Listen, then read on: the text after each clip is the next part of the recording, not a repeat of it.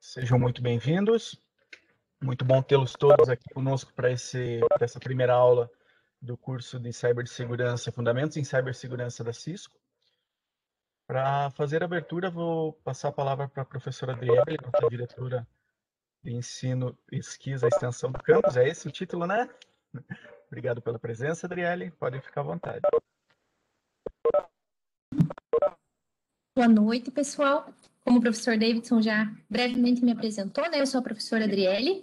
Estou um pouquinho deslocada aqui, a área de formação é química, mas atualmente eu estou na direção de ensino, pesquisa e extensão do campus de União da Vitória. E hoje, nessa noite, eu venho representar a nossa diretora-geral, né? A professora Patrícia Bortolini, não pôde estar presente, mas eu vim representá-la, e dizer que é uma grande honra e uma satisfação, né? Ter em nosso evento aqui, uma diversidade tão grande. Nós temos alunos, servidores de outras redes, né, rede estadual, professores de outras instituições e alunos para participar com a gente nessa noite. Então, queria acolhê-los e já nesse momento agradecer a presença de vocês, que mesmo em tempos pandêmicos, onde a gente está sendo tão exigido, tão sobrecarregado, vocês estão buscando mais essa formação, mais esse aperfeiçoamento. Então, é uma grande honra ter um público seleto como esse.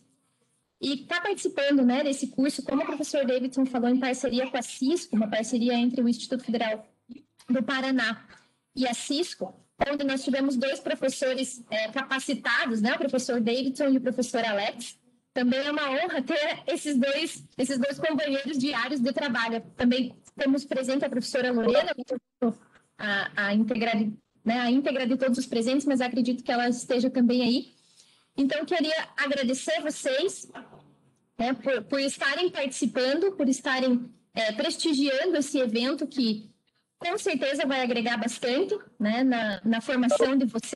E agradecer imensamente ao professor Davidson, ao professor Alex, professora Lorena, que estão conduzindo, né, mais esse evento, dando visibilidade ao trabalho que é feito no campus, né? A gente ainda é uma instituição recente na cidade, mas que está mostrando aos poucos para o que veio. E eu espero que vocês aproveitem bastante o evento e que nós tenhamos uma noite bastante agradável.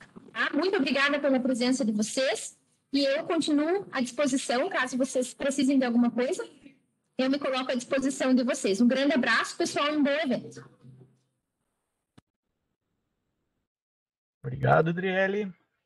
Bom, pessoal, eu sou o professor Davidson, como já falei, já foi falado, e esse evento, esse curso em parceria com a Cisco, ele também é a abertura do nosso ENTEC, que é o Encontro de Tecnologia de Informação do IFPR Campus União da Vitória. Então, ele também faz parte de um evento maior nosso aqui do campus. Esse ano nós teremos o 6º ENTEC. Tá fazendo um barulhinho esquisito, eu tentei achar a opção para desligar isso, mas eu não encontrei, tá? Então, eu acho que aqui talvez resolva. Nós estaríamos no 6º ENTEC esse ano, mas como a pandemia nos pegou ano passado meio de surpresa, o evento era para abril, então a gente acabou não conseguindo remanejar. Ele sempre é presencial, tá? Esse ano, excepcionalmente, a gente vai acabar fazendo ele todo à distância, mas é um evento bem interessante, com palestras e com apresentação de trabalhos acadêmicos. Então, fica o convite para vocês. O nosso site é entec.ifpr.edu.br, entec.ifpr.edu.br, e ali tem os links para fazer a inscrição ou para submissão de trabalhos. Então, quem tiver aí desenvolvendo um trabalho bacana na faculdade ou está trabalhando no TCC, dá para gerar um artigo legal disso aí, aproveita e apresenta para a gente que, além de tudo, conta um certificado bem legal. Tá? Esse ano, nossas palestras vão ser em dia 23 e 24 de abril. Tá? Dia 23 de abril, às 7h30 da noite, O Segredo de Sucesso das Startups, professor Luiz Renato dos Santos.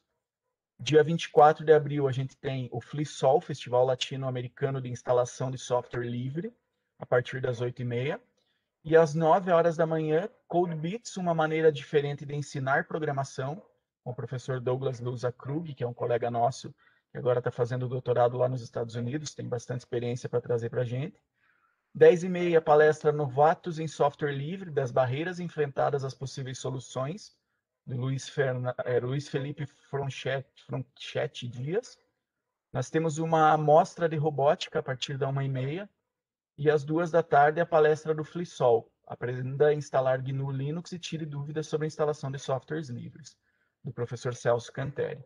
Então, quem tiver interesse, quem gostar desses assuntos, recomendo que entre lá. Todos os eventos são certificados, todas as palestras, apresentação de trabalho, tudo bem bacana. Tá? Para quem nunca usou o Webex, do ladinho, provavelmente direito da tela de vocês aí, ou na barrinha de baixo, tem a área de fazer do bate-papo, onde vocês podem mandar mensagens ou para mim ou entre vocês, e também tem uma área de perguntas e respostas, o que é bem interessante, especialmente para quando você quer fazer uma pergunta para mim, porque o chat ele fica meio, um fala, outro responde, acaba se ficando meio perdido. Então, quando você tiver alguma pergunta que você quiser que eu responda, ou ergue a mão, que eu, assim que chegar num ponto que eu possa parar o raciocínio, aí eu paro e abro para você falar, ou manda direto no perguntas e respostas, que eu ou respondo para ali, ou leio e respondo sem embaralhar tudo, tá? Antes da gente começar exatamente o conteúdo do curso, eu vou abrir o NetAcad para vocês aqui, porque eu sei que a maioria nunca fez curso no NetAcad. Então, só para demonstrar como é que funciona um curso no NetAcad e o que você pode fazer nele, tá? Alguém faz um positivo com a mão aí? Está aparecendo o meu compartilhamento para vocês, né? Eu vou logar aqui.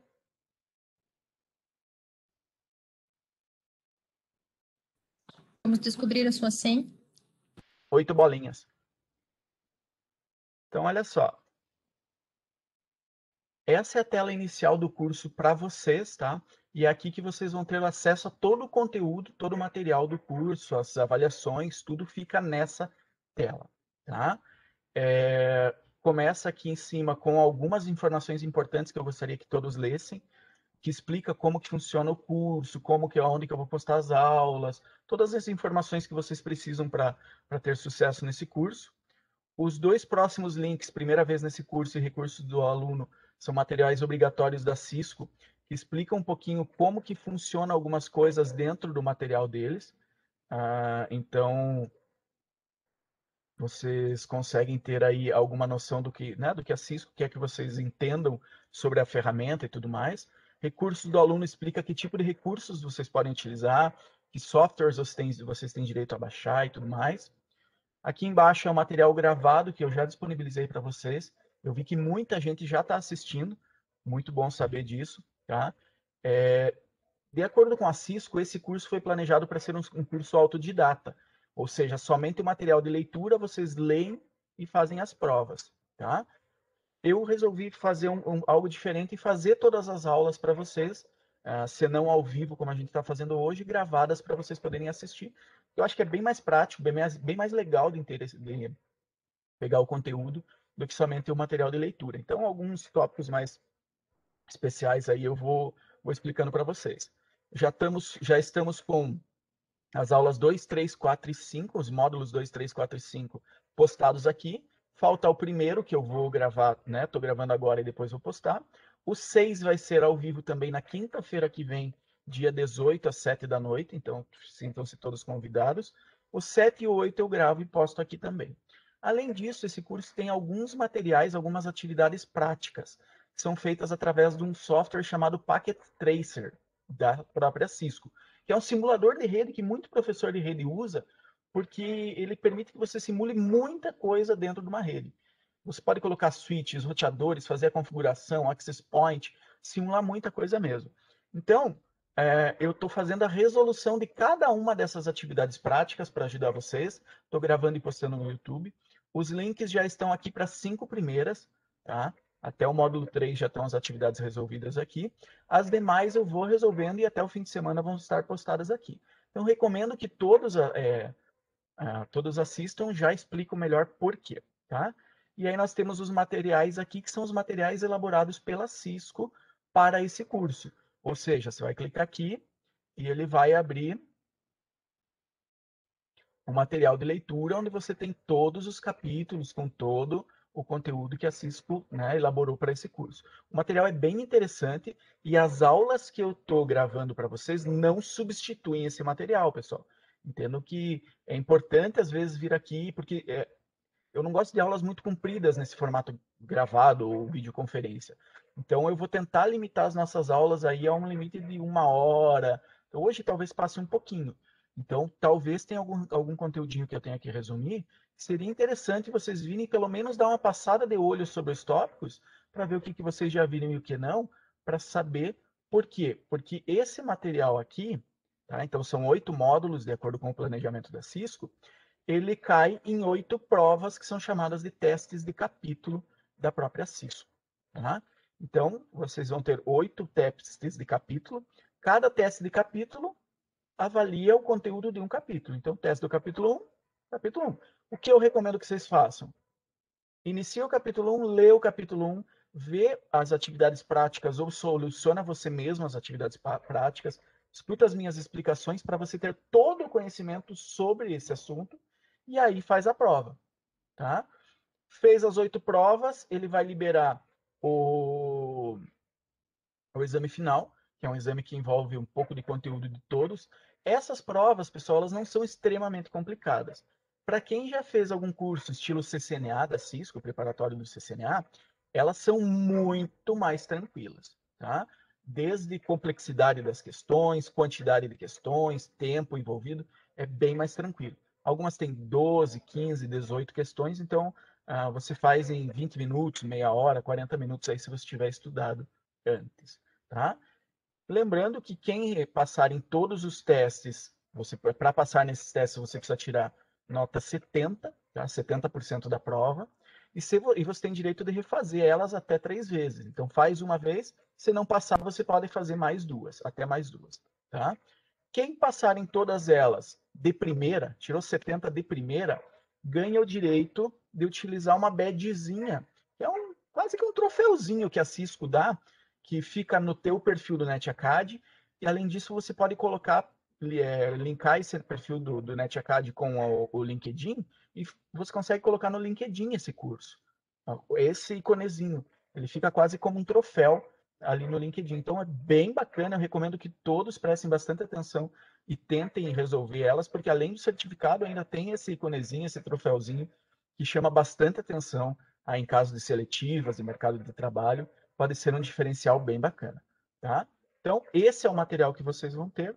O Packet Tracer, todos que criam a conta no NetAcad, eles ganham o direito de baixar e usar esse software. Primeira vez que você instalar, ele vai pedir para você logar com o teu usuário e senha, você loga e ele libera todas as funções do software aí, tá? Então, mas na primeira videoaula aqui da atividade prática eu explico como baixar e como fazer para pegar essas informações, tá?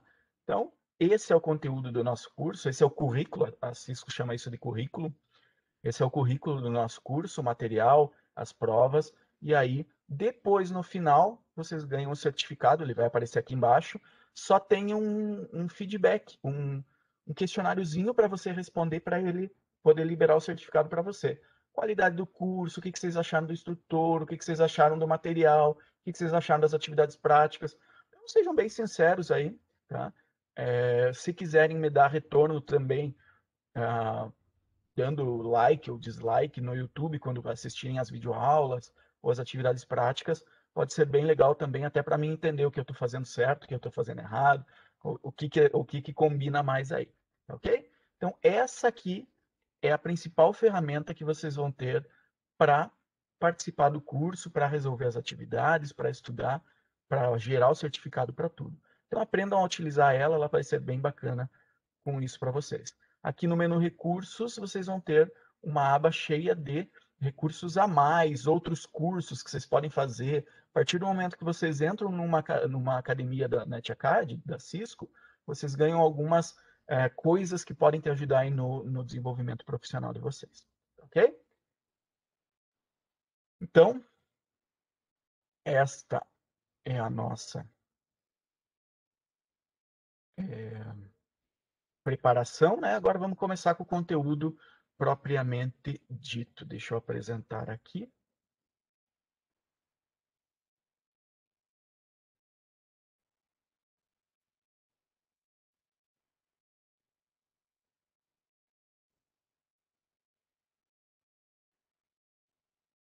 Aí, acho que apareceu a minha apresentação para vocês. Então, esse é o capítulo 1, Segurança Cibernética, um mundo de especialistas e criminosos. Tá? Vocês vão ver que todos os módulos que a gente for estudar, eles começam nessa estrutura básica. Então, um mundo de especialistas e criminosos, esse é o curso Cybersecurity Essentials 1.0 da Cisco. Esse curso, esse módulo é dividido em 5 capítulos, tá? Primeiro é o mundo da segurança cibernética, onde a gente vai entender um pouquinho as características comuns que compõem esse mundo, o que tem a ver com segurança cibernética, quais são os problemas, o que acontece quando você não toma conta dessa segurança direito. O segundo capítulo fala sobre criminosos virtuais versus especialistas em segurança cibernética. A gente vai entender quem é o criminoso, quem é o especialista, o que diferencia um do outro, o que cada um faz. As ameaças comuns, a disseminação de ameaças à segurança cibernética e a criação de mais especialistas, que é um ponto bem forte da Cisco. Esse ano nós tivemos várias ocorrências de vazamentos bem graves de dados, inclusive no Brasil.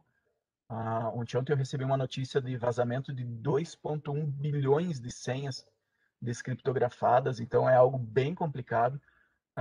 E a preocupação da Cisco é justamente dar uma movimentada nesse mundo, criar mais especialistas, criar mais pessoas mais conscientes sobre isso, criar mais uma visão mais de segurança cibernética nas pessoas, para evitar como um todo que esses problemas ocorram.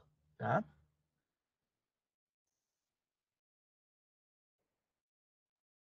Então, primeiro capítulo, o mundo da segurança cibernética. Começamos falando sobre os sites e o poder dos dados. Tá? Uma grande realidade hoje é que grandes empresas guardam cada vez mais informações sobre tudo.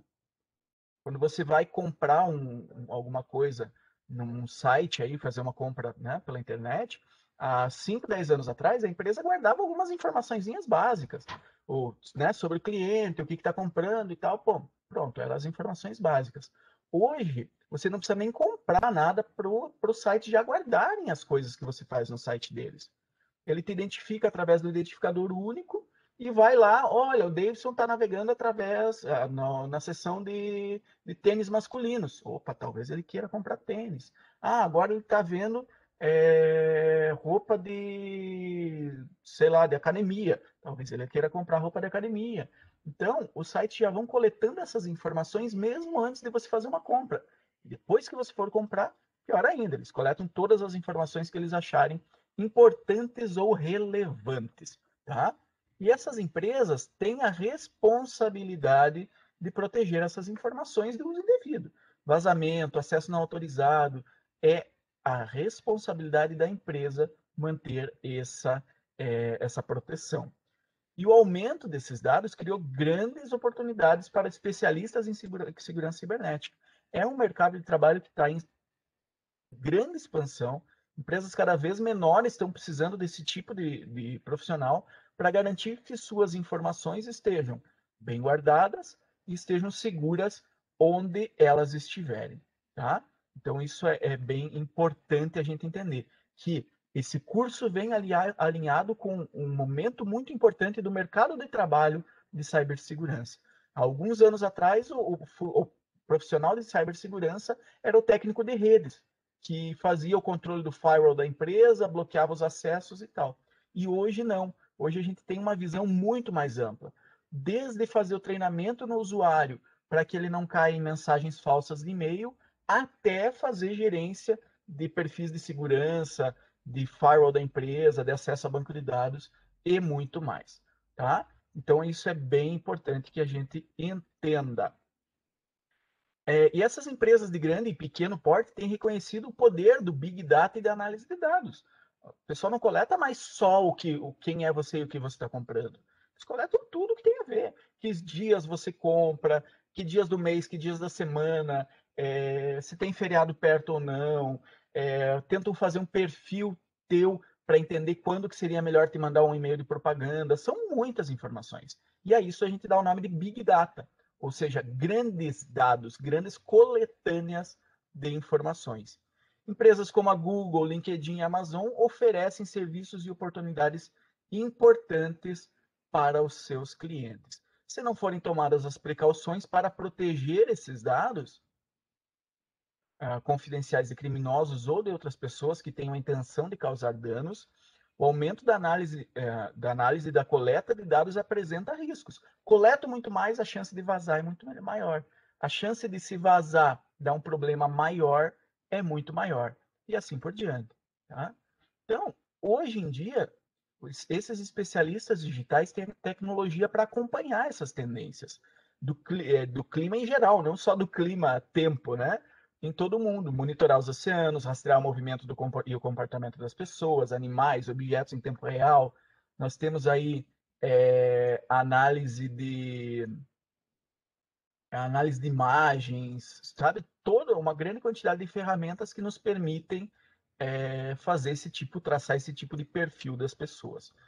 E novas tecnologias surgem, como os sistemas de informação geoespaciais, internet das coisas, que cada vez conectam mais aparelhos, mais dispositivos nas nossas redes. Mais aparelhos, mais dispositivos, mais informações. Tá? Elas dependem da análise da coleta de enormes volumes de dados para funcionar. Se você vai fazer um sistema para automatizar a tua casa, você precisa fazer algum tipo de coleta de dados de temperatura, de luminosidade, para daí você fazer a automação. Então, coleta-se mais dados para poder fazer mais coisas. Essa coleta de dados cada vez maior, de novo, pode ajudar as pessoas a economizar energia, melhorar a eficiência, reduzir os riscos de segurança. Posso pôr uma câmera, posso pôr um sensor de temperatura para desligar o ar-condicionado. São várias as opções. Eu consigo ter grandes vantagens ao utilizar essas soluções, esses produtos. Mas eu coleto mais dados. Eu corro mais riscos. Tá? E aí nós chegamos nos criminosos da segurança cibernética contra os especialistas em segurança cibernética. E os principais criminosos, o que acontece? Até um tempo atrás a gente tinha uma divisão bem clara. Pelo menos os especialistas entendiam que hacker era a pessoa que era muito especialista num assunto, dominava ele era o hacker daquilo. E não necessariamente isso era uma coisa ruim. Tá? E quem fazia o mal utilizando esse conhecimento era chamado de cracker. Hoje essa divisão ainda funciona, mas principalmente com a pressão da mídia e não usar o termo correto, sabe? Na conversa de pessoas que não têm tanto conhecimento, e aí tudo é hacker, acabou se fazendo a divisão nos próprios hackers para explicar quem é do bem e quem é do mal. Esse grupo de criminosos, em geral, invade computadores ou redes para obter acesso por vários motivos. Tá? Eles são categorizados pela cor dos chapéus. Tá? Então, a gente chama os hackers de acordo com o objetivo deles, a gente dá uma cor para ele. Então, o hacker do bem seria os white hats, os hackers de chapéu branco. Eles invadem redes ou sistemas de computador para descobrir pontos fracos e melhorar a segurança desses sistemas. E pessoal, essa divisão aqui, é importante que vocês entendam bem que na prova de vocês a chance é que caia 2 ou 3 questões sobre isso, tá? Então, fica de olho. Os hackers suspeitos, e esses são os mais difíceis de entender, eu vou fazer uma analogia, acho que vai ajudar bastante. São os cinzas, tá? De chapéu cinza. Estão entre os white hats e os black hats. Os invasores cinzas podem encontrar uma vulnerabilidade e relatá-la para o proprietário do sistema. Mas ninguém tem garantia nenhuma que ele estava fazendo alguma coisa boa. Entendeu? Pode ser que ele esteja invadindo o sistema para, sei lá, roubar, desviar dinheiro do banco. Mas aí ele vai lá e manda uma mensagem, o sistema encontrei essa vulnerabilidade. Então, isso é muito importante na divisão dos white hats para os grey hats. O white hat, ele tem como finalidade fazer o bem utilizando os conhecimentos dele. Ele é contratado para ser o hacker para uma empresa, ele é contratado para, ele faz parte de alguma ONG, ou ele é registrado, ou ele publica as informações que ele encontra. Ele trabalha com isso, tá? O Black Hat não. O Black Hat ele entra para fazer cagada. Ele entra lá para derrubar, para destruir, para roubar a informação, para vazar, para fazer problema, para criar problema. O Grey Hat você não tem essa certeza. Imagina assim, imagina que você trabalha de segurança num banco. E aí chega um cara para você e te avisa, viu? Eu vi ali que vocês estão com um problema no teclado que digita a senha para abrir o cofre de vocês lá dentro na área restrita. Então, avisa o pessoal para dar uma olhadinha lá. E o segurança para e pensa, tá, mas esse cara não é funcionário do banco, como é que ele teve acesso? Entrou lá dentro para me avisar? Entenderam a diferença? Ele fez o bem, ele avisou, ó, tá com problema. Mas ninguém sabe como é que ele chegou aí. Pode ser que ele estava entrando para fazer besteira, ele estava entrando para vazar informações, para quebrar senhas, não se sabe. Mas em algum momento ele achou, opa, vou avisar isso aqui. E aí ele avisa, ele acaba se tornando esse suspeito, esse grey hat, tá? E os black hats são os hackers que entram para criar confusão, criar problema por 1 milhão de motivos financeiros, para mostrar que tem poder, para mostrar que o grupo deles é melhor que o outro, para mostrar que o posicionamento político dele é melhor que o outro, para pichar site, para vazar senha, por o que for, tá? São criminosos antiéticos que violam a segurança de computadores, redes, dispositivos, do que for, para um ganho pessoal ou por motivos mal intencionados. Vou derrubar a rede do meu concorrente. Pronto, é o motivo do cara. Vou tornar mais lento o acesso para quem tentar entrar no site da empresa que eu não gosto. Pronto. Tá? Então, 3 tipos de hackers. Os white hats são aqueles que têm a finalidade boa, onde se comprova que eles entraram para fazer alguma coisa boa. Vou testar, Davidson, vou testar o sistema de segurança aí da rede do Instituto Federal do Paraná, Campus União da Vitória. Beleza? Beleza. Então vamos lá, fazemos os testes. Achei os problemas, relatei, consertei, acabou. Suspeito, grey hat, e o do mal, black hat. Tá? Então lembrem-se dessa divisão aqui. E aí, entre esses hackers, nós temos algumas divisões do que eles fazem. Tá? E especialmente do motivo que levam eles a fazer essas coisas, essas invasões, esses testes de segurança. Por exemplo, nós temos os script kiddies, que são chamados, né, garotos dos scripts. Normalmente é aquela pessoa que acha um programinha que faz alguma besteira e quer sacanear com o amiguinho, ou quer criar algum problema, né, sei lá, tentar invadir o sistema de nota da escola. São coisas mais bestas e que talvez não necessitem de um conhecimento tão grande, e a pessoa se aproveita disso, né, e entra lá e tenta fazer. Essa pessoa normalmente não tem um grande conhecimento sobre isso e usa normalmente ferramentas prontas. O cara acha alguns scripts prontos, põe para rodar e eu sou o hacker fodão. Tá? Então esse é o nosso script kid, garotinho dos scripts aí. Os corretores de vulnerabilidades, aqui podem entrar bastante os suspeitos ou até os hackers de chapéu branco, os white hats. Tá? Eles tentam descobrir explorações, problemas, vulnerabilidades e relatam aos fornecedores. Tá? Às vezes em troca de prêmios ou recompensas. Tem muito fornecedor que paga. Empresas de grande porte, a Microsoft, a Google, se você achar bugs no sistema deles, e relatar, olha, encontrei tal bug, eu consigo replicar ele assim, assim, assim, eles acabam pagando alguma recompensa. Tá?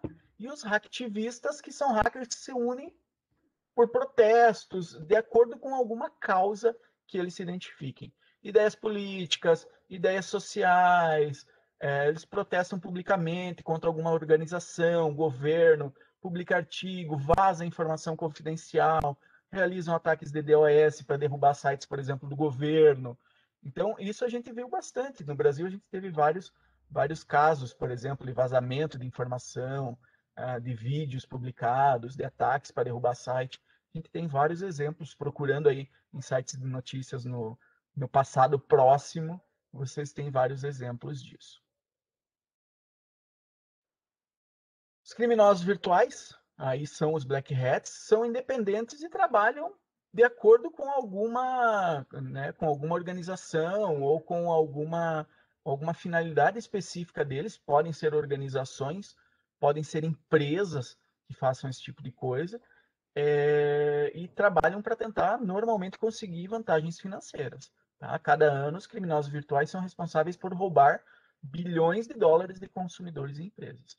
A gente tem de farsas para tentar roubar o WhatsApp dos outros e fazer a pessoa pagar depositar dinheiro para a pessoa errada, e sequestros falsos pelo celular, até pessoas que tentam invadir contas de banco e fazer desvio de dinheiro.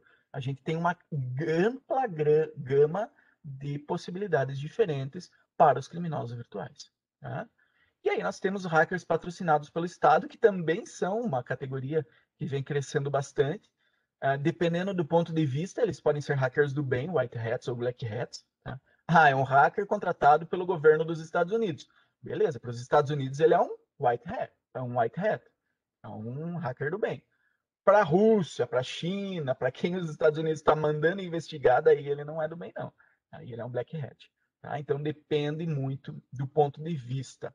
Roubam segredos de outros governos, reúnem informações, sabotam redes. Eu li uma vez até uma notícia de um grupo americano que desenvolveu um vírus específico para tentar desarmar o sistema de segurança de uma, se eu não me engano, era chinês, de um lugar onde eles controlavam faziam alguns testes em bombas atômicas e tal. Então, às vezes a gente tem exemplos bem claros disso e são bem bacanas da gente ler para conhecer o que está acontecendo no mundo com relação a isso. A maioria dos países do mundo participam em algum grau em ataques de hackers patrocinados pelo governo. Volta e meia a gente recebe, né? Porque a CIA tem grupos de hackers fazendo coleta de informação.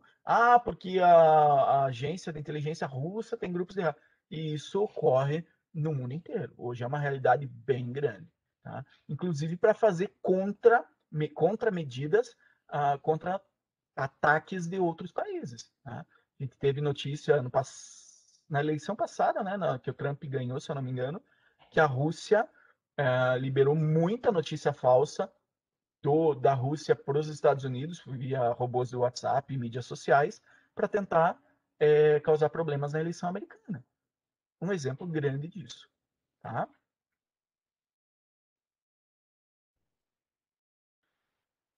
E os especialistas em segurança cibernética, os caras do outro lado. A finalidade deles, o propósito, é impedir esses criminosos virtuais, e isso é uma tarefa difícil. Empresas, governos, empresas internacionais têm começado a colocar cada vez mais gente e mais dinheiro para realizar ações coordenadas para limitar ou defender a sua base de dados, os seus sites, seus servidores, as suas informações. Tá? Essas ações incluem vulnerabilidades de banco de dados, tá? Base de dados nacional da CVE, Common Non Vulnerabilities and Exposures, vulnerabilidades e exposições comuns, é um banco de dados aberto que você pode consultar, onde você seleciona, por exemplo, eu uso uma antena da Ubiquiti para fazer a minha internet em casa. Tem alguma vulnerabilidade? Lá tem um banco de dados de informações de vulnerabilidades de diversos serviços e produtos. Então, é um exemplo de como os especialistas em segurança podem se juntar para fazer um papel de tentar melhorar a comunicação e a segurança cibernética no mundo. Sistemas de aviso inicial, por exemplo, o sistema Roneinet, é um sistema que tenta te avisar quando novas vulnerabilidades ocorrem. Então, você vai lá e se cadastra os sistemas que você usa, e se tem lá, sai uma vulnerabilidade nova para o servidor Linux que você utiliza, ou servidor FreeBSD, ou servidor qualquer outro que você utilize, você pode ser notificado disso, tá? E o compartilhamento de informações digitais em geral. InfraGuard é um exemplo de compartilhamento amplamente disseminado de informações sobre vulnerabilidades, problemas de segurança e tudo mais. O problema é uma parceria com o setor privado. Muitas empresas entram junto nessa guerra, porque o que acontece? Imagina que, sei lá, o Instituto Federal do Paraná é invadido e dá uma grande cagadona, vaza um monte de informações aqui do campus União da Vitória. Mas toda a infraestrutura de rede do campus da União da Vitória é da Cisco. puxa, pode ser que isso de um jeito ou de outro respingue na Cisco. Pô, mas toda a infraestrutura da rede é da Cisco, vazou dados, como é que né, os equipamentos, será que são fracos, não são muito seguros, alguma coisa assim? Isso usando como exemplo um instituto do interior do Paraná. Agora, imagina se isso acontece com a Microsoft, imagina se isso acontece com uma empresa de grande porte. Então, a gente tem, sim, um interesse muito grande do setor privado em eliminar ou diminuir esse tipo de problema. Tá? Os participantes são dedicados a compartilhar informações e inteligência para evitar ataques cibernéticos. Anotem os sites, pessoal, se quiserem. Depois vocês, né, quem tiver interesse nesse assunto, segurança digital, segurança cibernética, inclusive isso dá tema para alguns TCCs muito legais, tem umas ideias muito show de coisa que você pode fazer em segurança cibernética. E esses sites conseguem te ajudar muito para demonstrar, você consegue fazer comparativos, gráficos, tem bastante material interessante aí, tá? E nós temos também normas e leis que tentam fazer, né, diminuir esse tipo de risco, esse tipo de problema. Por exemplo, a ISO 27000 é um exemplo de padrões de gerenciamento de segurança da informação. Tá? São padrões, não são programas, não são ferramentas, não, são padrões que definem. Você quer ter um ambiente cibernético seguro?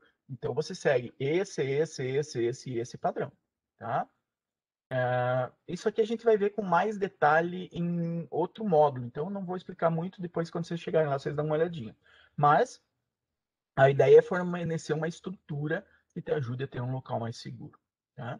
E novas leis. O grupo ISACA, por exemplo, acompanha as leis decretadas relatadas de segurança cibernética. Ele é especialmente dos Estados Unidos e da Europa. No Brasil eu não conheço nenhum grupo que seja dedicado a fazer a coleta né, e catalogação dessas leis e como elas se aplicariam a um mundo cibernético, mas são alternativas interessantes para você coletar informações de como se defender, o que acontece, por exemplo, se teus dados vazarem.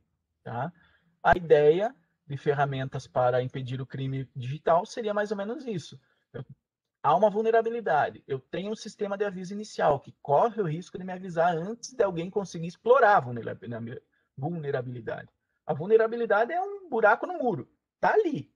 Talvez ninguém tenha passado pelo buraco ainda, mas o risco, a vulnerabilidade está ali. E aí, a partir do momento, você tem o compartilhamento de inteligência, as normas e as novas leis para voltar a tentar te defender da vulnerabilidade, utilizando sistemas. Então, a ideia é fazer esse ciclo girar para que você tenha um ambiente cada vez mais seguro e através do compartilhamento. Tá? É muito difícil você imaginar segurança cibernética com um técnico especialista nisso, com uma pessoa que pesquisa isso. Não, são grupos de discussões, são grupos de desenvolvedores, são grupos de pesquisa que conseguem elevar o nível de segurança cibernética para outros níveis. Tá? Ameaças comuns, nós temos também. Os especialistas em segurança cibernética contam com informações para reconhecer a influência dos dados e aproveitar esse potencial para criar grandes empresas, oferecer serviços e proteger as pessoas contra ataques digitais. Esse tipo de serviço, de empresa que fornece serviço, ainda não é comum, muito comum no Brasil, mas está se tornando cada vez mais comum no mundo todo. Aqui chega logo, logo também, onde a empresa terceiriza. Ela presta consultoria. Ó, vamos implementar a ISO 27000, vamos colocar na estrutura de dados de segurança certa. Opa, vamos implementar 27001 também? Também é legal para a gente treinar aí o pessoal e tal. 27002 também. Então, as empresas prestam esse tipo de consultoria, é um mercado em expansão. Os especialistas em segurança reconhecem a ameaça que os dados apresentam se forem usados contra pessoas. Então, a ideia de ter um profissional de segurança cibernética é exatamente você ter uma pessoa que possa olhar e dizer, esse banco de dados aqui, se vazar, cara, vai dar problema. Aquele outro, onde eu coleto informações do clima e tempo e quedas de raios, não é tanto problema assim, não. Isso aí, se vazar, não tem problema. Mas esse aqui tem nome de usuário e senha de todo mundo, e-mail, até CPF, data de nascimento tem ali. Então, o profissional tem que saber distinguir para que ele possa focar e tomar decisões com relação a isso. Olha, eu preciso focar muito em investimento de segurança nesse banco de dados que tem as senhas, porque aqui, se vazar, vai dar problema, vai dar processo, vai falir a empresa, tem toda uma grande quantidade de coisas que podem ocorrer. Tá? Uma ameaça é a possibilidade de que ocorra um evento prejudicial. Tá? Não necessariamente quer dizer que ocorreu, que alguém explorou essa ameaça ou essa vulnerabilidade. É uma ameaça, é um risco, está ali. Uma vulnerabilidade digital é a fraqueza que torna um alvo suscetível a um ataque. É uma porta aberta no servidor, é uma senha que a pessoa digitou muito fácil, muito fraca, um monte de coisa que pode acontecer. E ameaças digitais são principalmente perigosas para certos setores, devido ao tipo de informações que eles coletam e protegem. E setores que são mais fáceis das pessoas irem atrás? Setores que armazenam informações pessoais, registros médicos, registros de educação, registros de emprego, registros financeiros das pessoas. São as empresas, as áreas que estão mais no foco de ação dos criminosos virtuais, dos criminosos cibernéticos. Por quê? Porque com informações pessoais, as informações pessoais que a gente teve notícia aqui no Brasil vazaram 200 e poucos milhões de CPFs, né? Ano passado, finalzinho do ano passado. Olha que problemão. Teve gente que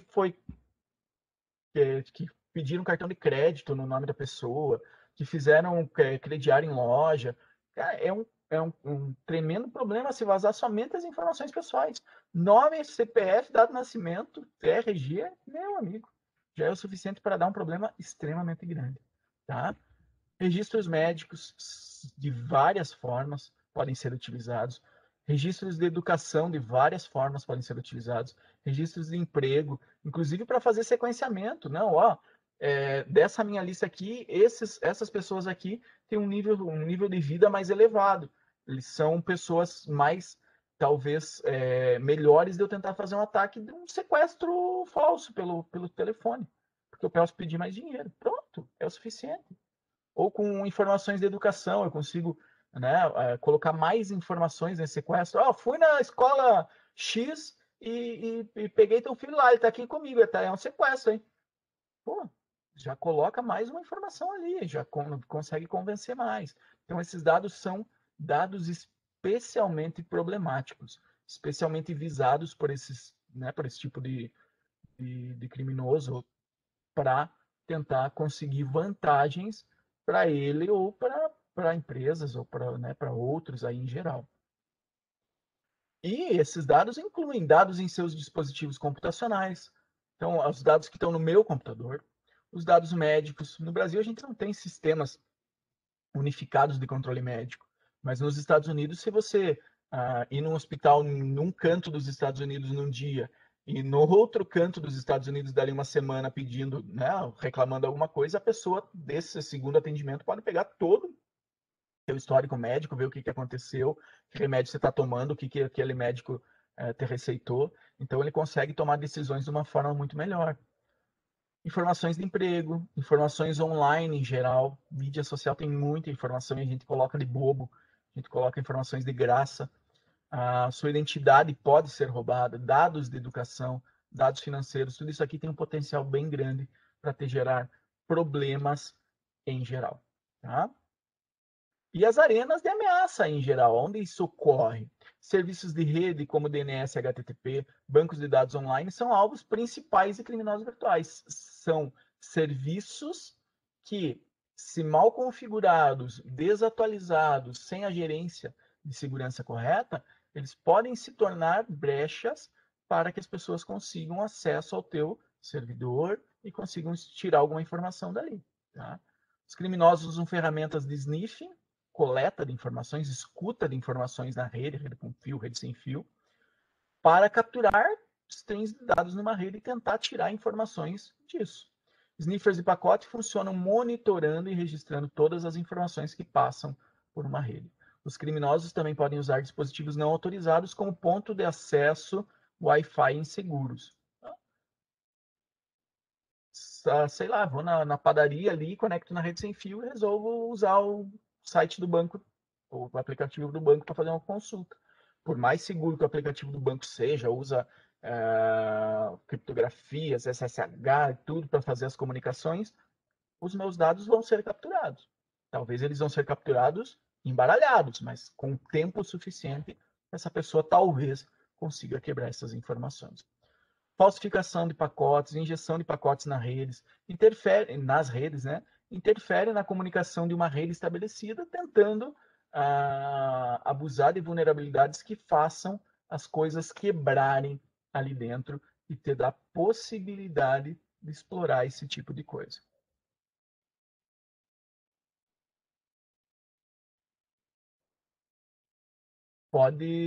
Pergunta no bate-papo, pode enviar sim, André. Inclusive, quem, né, perdeu o começo da aula, depois eu vou postar no YouTube, no mural do nosso curso, para que possa ver desde o começo.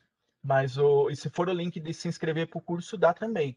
Tá? Se vocês tiverem algum amigo que tem interesse, que você acha que a pessoa se interessa por isso, eles podem se inscrever. Mais uns 10 dias a Cisco deixou aberto para as pessoas se inscreverem. Tá? Esse curso termina em março. Então, até o último dia de março, vocês têm que fazer todas as provas e entregar todo o material para garantir o certificado. Vocês conhecem alguém? Como o meu material vai estar tudo gravado e disponível, indiquem, passe para amigo, passe para quem vocês conhecerem que possa, né, aproveitar uma oportunidade dessa, seria interessante.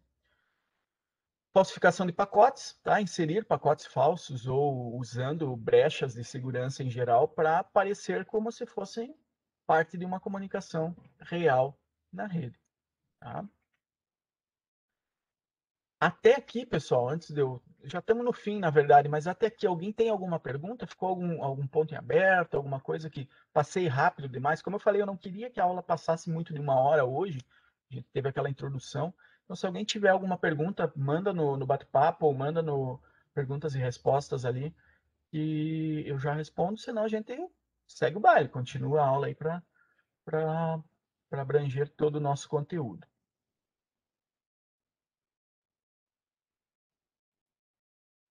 Tudo certo? Então tá. Então, se surgir alguma coisa, escrevam, por favor. Ou vocês podem usar a opção de erguer a mãozinha ali no. Assim como tem no Meet, tem aqui no Webex a opção de erguer a mão.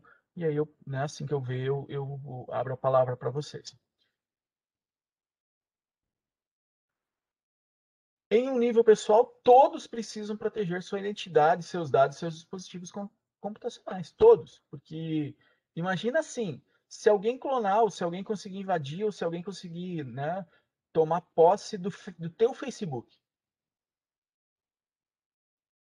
quão grande seria o problema para você? Quanta, quanta coisa ruim poderia acontecer, para não usar, né, um palavrão? Quanta coisa essa pessoa conseguiria destruir, ou mandar mensagem falsa, ou tentar conseguir que teus parentes te depositem dinheiro para consertar o carro que estragou, tô no meio de uma viagem, o cara inventa uma historinha. É muita coisa. Vazar tuas informações. Ah, porque eu não sou uma empresa de grande porte, eu sou só Davidson aqui do União da Vitória, porra, interiorzinho do Paraná, bicho. O que querem invadir o meu... Ah, para pra pensar a quantidade de informação que você tem no teu Facebook, quantidade de contato, quantidade de página que você curte, as coisas que você pôs para vender. É só a gente parar para pensar nesse tipo de coisa e a gente começa a ter alguns medos de que esse tipo de coisa aconteça. Porque aí a gente vê que, olha, não é tão fácil assim. A gente pode ter grandes problemas mesmo se invadirem o meu Facebook, o meu WhatsApp, o meu Instagram. Então, essa proteção de identidade não necessariamente quer dizer, vou guardar o meu cartão de banco para ninguém clonar meu cartão de banco. É coisa muito menor. É mídia social, é invadir teu e-mail. Quanta coisa o cara não conseguiria fazer se ele invadisse o teu e-mail? Pensa, ele consegue restaurar ou modificar a senha de todos os seus serviços. Todas as tuas mídias sociais são tudo ligadas no teu e-mail. E aí o cara vai lá e manda, esqueci a senha. Ah, beleza, mandamos no e-mail. Beleza, então tá ótimo. Consegui invadir o e-mail do cara. Tá bom. Tá? Então, isso aqui em um nível pessoal. Para mim, Davidson, pessoa, nós precisamos proteger a nossa identidade, os dados dos dispositivos computacionais. Em nível corporativo, isso aqui multiplica por 1000. Por quê? Porque se vazar os meus dados pelo Facebook, que eu pus uma senha muito fácil, Davidson123, Dave123, que senha ótima. E alguém descobre e vaza meus dados, problema para mim, acabou. Vou processar o Facebook? Por quê? Por ter posto uma senha idiota? Não, não vou ganhar nada. E agora, se a base de dados aí de um banco vazar. Informações, número de conta, informações financeiras, quanto a pessoa recebe, quanto não sei o quê, quantos veículos ela tem, placa de veículo, e se isso vazar? Foi isso que vazou nessa última informação aqui, nesse último vazamento do último não, né? Agora deve ter 1 milhão de vazamentos depois, mas no do ano passado que eu citei. Tinha essas informações, imposto de renda, score do Serasa, se o cara é bom pagador ou não.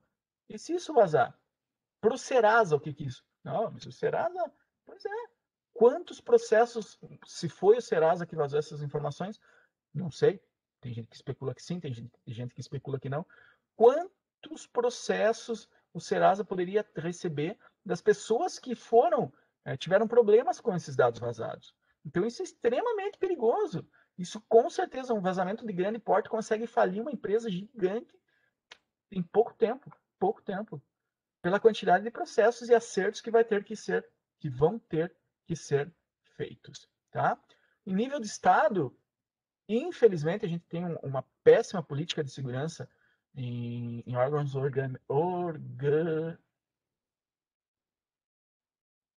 fugiu a palavra.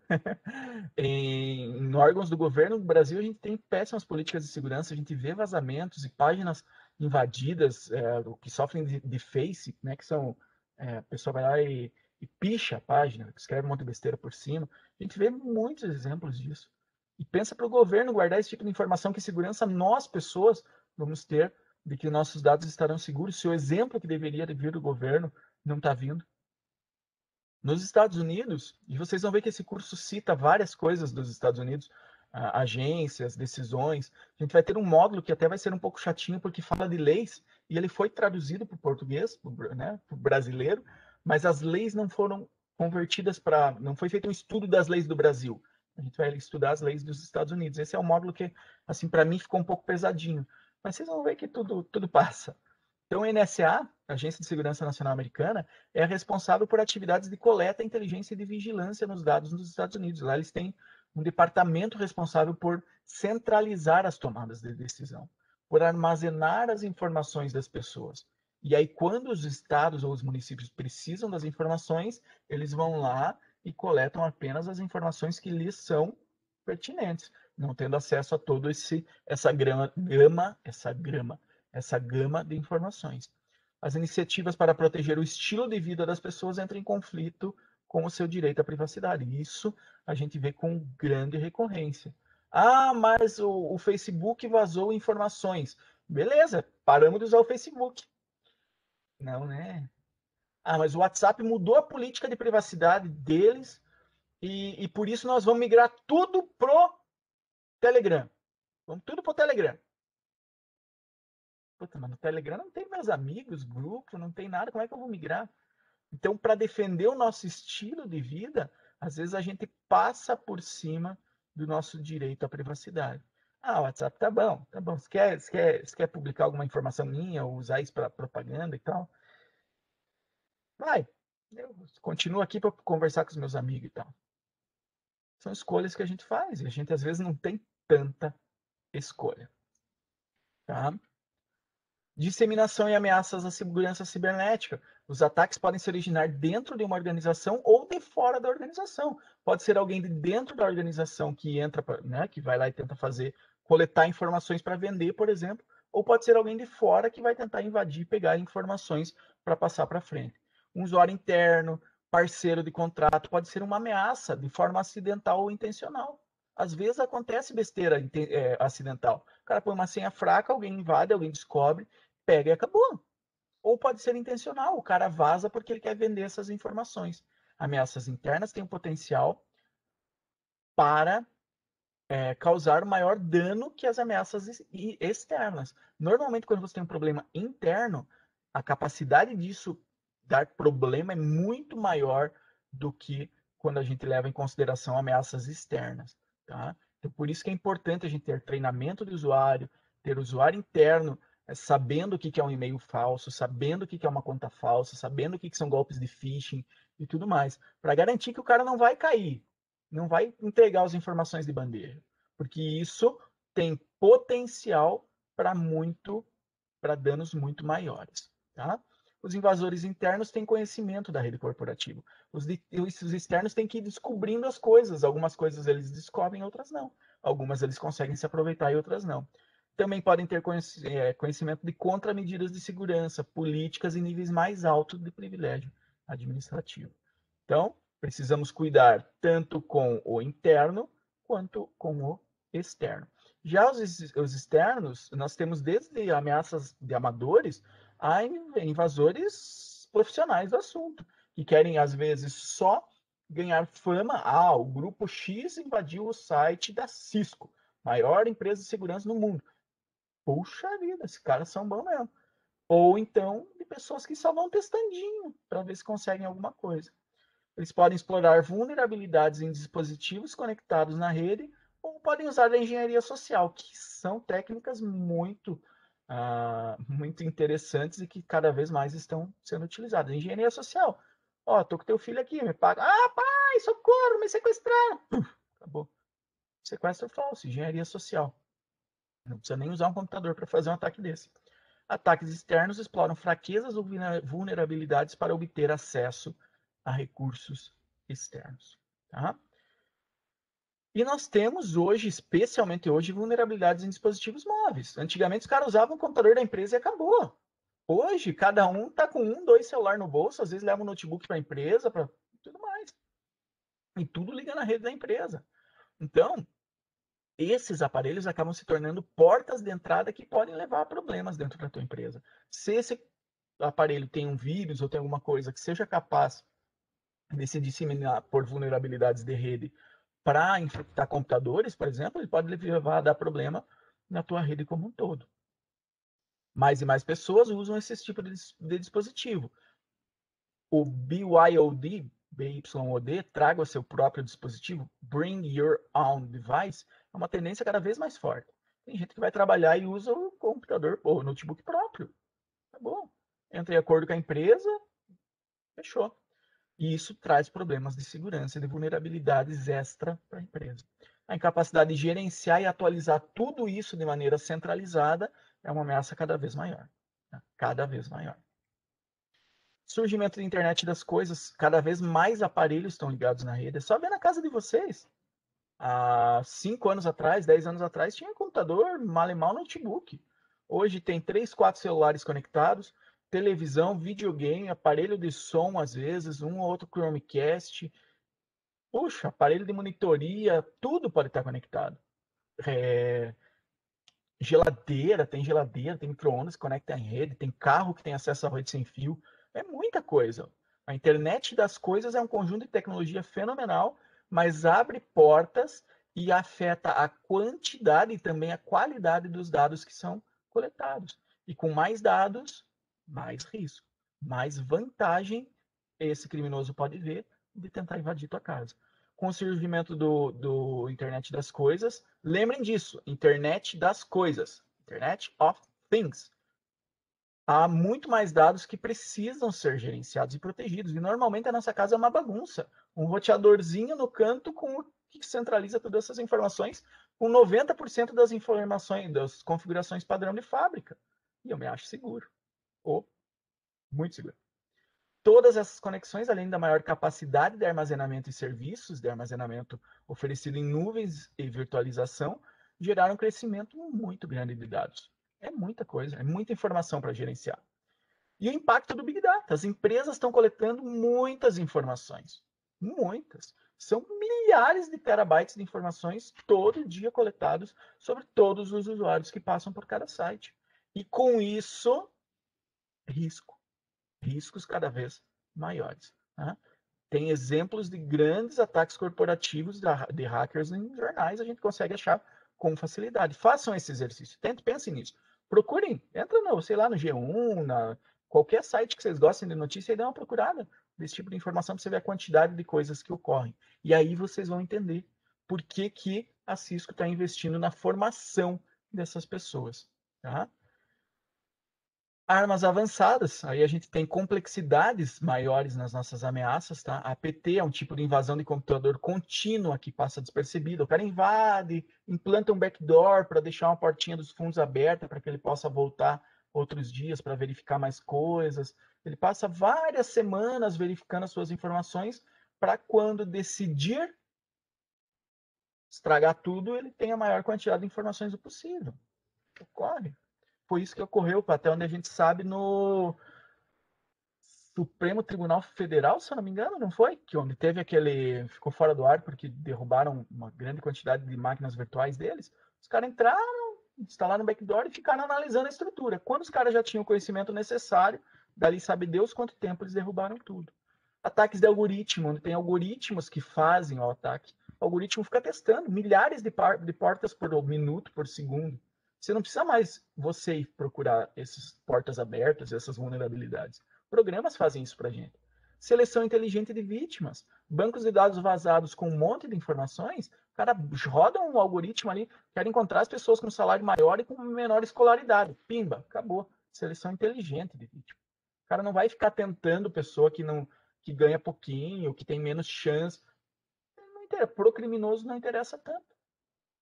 Certo? Então são armas avançadas que podem ser utilizadas para direcionar esse tipo de ataque. E escopo mais amplo, efeito cascata.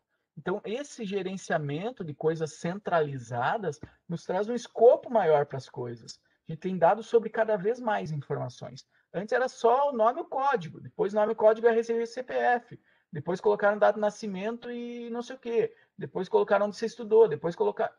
Isso aumenta o escopo dos teus dados.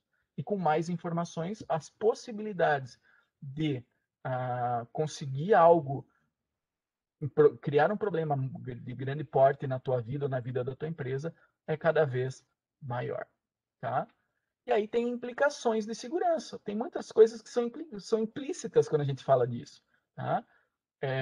Centrais de atendimento de emergência nos Estados Unidos são ataques vulneráveis a ataques digitais, às vezes. Então, um trotezinho pode levar ao bombeiro não atender uma chamada de incêndio que vai levar para ter vítimas. Então, a gente não pode pensar que essas coisas virtuais, cibersegurança, cibernético, é só dentro do computador. Hoje não é mais. Hoje é fora. Hoje é fora.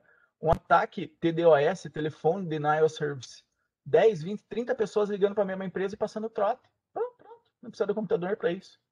E é um serviço né, que vai deixar o sistema de telefonia da empresa fora do ar. Simples. As próximas gerações de centrais de atendimento já vêm, tá, com centrais de VoIP e tecnologias digitais que tentam fazer algum filtro. A 10ª vez que esse número liga. Corta por hoje.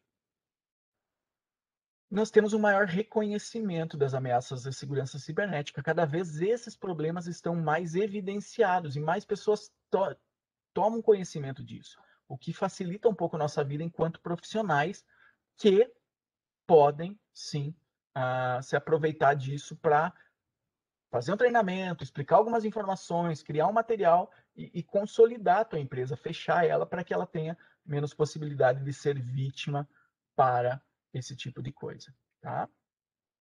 Criação de mais especialistas é o que a Cisco está fazendo hoje, tá? Como abordar a falta de especialistas em segurança cibernética. Nos Estados Unidos, o NIST, Instituto Nacional de Padrões de Tecnologia, criou uma estrutura para empresas e organizações que precisam de profissionais de segurança. Então, eles têm um Tinder de profissional de segurança criado pelo NIST, onde empresas que têm, elas escolhem, eu uso equipamentos de rede da HP ou da Cisco, meu servidor é assim, eu uso tal serviço, e eles conseguem dar um matchzinho ali com profissionais que têm experiência nas áreas necessárias. Tá? E são 7 categorias, basicamente, de trabalho na segurança cibernética. Operar e manter as coisas funcionando, proteger e defender, aquele cara que vai proteger para que não ocorra problema, investigar, deu problema, vamos investigar para ver o que aconteceu. Coletar e operar, tá? Coletar informações sobre negação de serviço, fraudes especializadas, coleta de informações em geral. Tá? Analisar essas informações coletadas para conseguir tentar dar uma resposta. Olha, aparentemente foi tal pessoa que invadiu os celulares dos ministros e dos políticos e vazou essas informações. O cara é esse aqui, tá aqui as provas. Agora a polícia vai atrás do cara. Tá? exemplos que nós vimos recentemente no Brasil. Supervisão e desenvolvimento, a pessoa que não é do projeto, mas supervisiona o projeto. Ah, vocês vão configurar uma rede? Beleza. Lembra de ter tal coisa, hein? Tem que fazer senha segura nesse negócio aí, porque senão vai dar problema. Então o cara supervisiona. E o cara que faz a provisão segura, que elabora o projeto e a criação de sistemas de TI seguros para que isso seja repassado, vendido, disponibilizado para outras empresas implementarem. Tá? Dentro de cada categoria são várias áreas de especialização, muitas. Tá? Qual é o curso? Não é um curso. É um monte de curso que pode fazer e é muita experiência trabalhando na área. Organizações profissionais são muitas que ajudam na formação desse tipo de profissional, tá? CERT, SANS, Mitre, FIRST, InfoSysec, ISC ao quadrado, Multistate. Então, são várias as empresas que podem ajudar, tanto na formação quanto na continuação da formação desse profissional. Tá? E aqui, como que estudantes podem participar? Nós temos no mundo inteiro organizações, competições de segurança, várias coisas que podem ser usadas para ajudar a criar a experiência nas pessoas sem que elas... como é que eu vou ter experiência se eu não consigo entrar numa empresa como funcionário de segurança? Aí, procura informações, participa de fóruns, procura competições, forma grupos, participa das competições. São várias as oportunidades, tá? E as certificações no setor. Tá? Várias empresas têm certificação no setor, a Cisco, inclusive, tem a Network Security, que é muito interessante e que fala muito sobre isso, tá? Sobre a segurança em geral. Tá? Outras empresas, a ISC ao quadrado, Certified Information Systems, então ISACA tem certificação nisso. Então são várias as empresas que certificam os profissionais. Você vai lá, paga, se quiser faz um curso, se não quiser estuda como autodidata, paga, faz a prova e a empresa diz, esse cara é bom. Esse cara é certificado pela ISC, ou pela ISACA, ou pela Cisco. Isso é um diferencial muito grande no mercado de trabalho. Certificação é um diferencial bem grande mesmo. Tá? E aí existem dois tipos, as patrocinadas pela empresa e as patrocinadas pela pessoa que individualmente vai lá e vai atrás disso. Aqui tem inclusive o exemplo do CCNA Security, que é o nome velho, hoje não é mais CCNA Security, hoje é Network Security, ele foi atualizado. É a certificação da Cisco que valida que um especialista em segurança cibernética tem os conhecimentos e qualificações profissionais necessárias para proteger redes da Cisco. Tá? E aqui vai mostrando o que cada uma dessas certificações mostra para as pessoas, né? Ou comprova que a pessoa tem conhecimento. Resumo do capítulo, aqui são as coisas que nós estudamos nesse capítulo em geral. Vou pular para economizar um pouquinho de tempo. Só lembrando para vocês que, como eu falei no começo, nós criamos um grupo do WhatsApp para que, né, se vocês tiverem interesse de manter contato, ou de facilitar a conversa, ou tudo mais, né, propiciar a interação aí, mandei no link, mandei para a pessoa errada. Mandei no chat ali. Então, podem clicar aí. Quem quiser, obviamente que não é, mas né, facilita a interação. Além disso, se tiverem amigos que talvez se interessem ou coisa assim, põe no grupo aí e depois a gente vê como é que eles se inscrevem no curso. Beleza? Encerramos então esse módulo. Pessoal, obrigado pela presença, obrigado pela participação, obrigado por assistirem aí. A partir de hoje, então, as provas já estão liberadas, você pode fazer a primeira e assistindo os próximos módulos e fazendo as provas conforme for o teu tempo. Não deixem passar muito tempo e nem acumular muito conteúdo, porque dificulta na hora de fazer a prova. Você consegue com tranquilidade fazer uma prova por dia. Estudo e prova, sem problema algum. Tá? Pode falar, Luísa.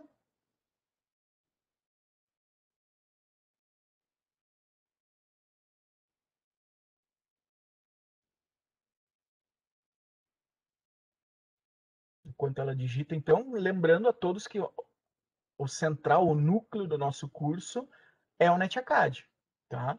Então, isso. É o NetAcad. Então, verifiquem o NetAcad com frequência, entrem lá. Eu posso mandar mensagem para todo mundo, cai no e-mail de vocês também. Mas aí a gente vai tentar manter contato para isso. Não, Luísa, as notas das provas dos módulos não influenciam na nota da prova final. Elas são totalmente independentes, só que você precisa ter 7 nelas para liberar a prova final. Se você não tiver 7 em todas, a prova final não libera para você, tá? Aí a prova final é um mix das 8 primeiras provas, valendo 10 também, 100%, né? E é cobrado 70%. Iniciou hoje o curso, sim, Giovanni. Vocês têm 3 semanas. Então, vocês têm até o dia 31 de março para terminar o curso. Quanto antes terminarem, melhor. E aí, como eu falei, a gente criou o grupo no WhatsApp. Precisarem de ajuda, precisarem trocar informação, quiserem abrir uma discussão, vir uma notícia legal, manda lá. Vamos interagindo aí, pessoal. Acho que o importante para nós é isso. Mais alguma pergunta, galera? Senão já paro a gravação aqui.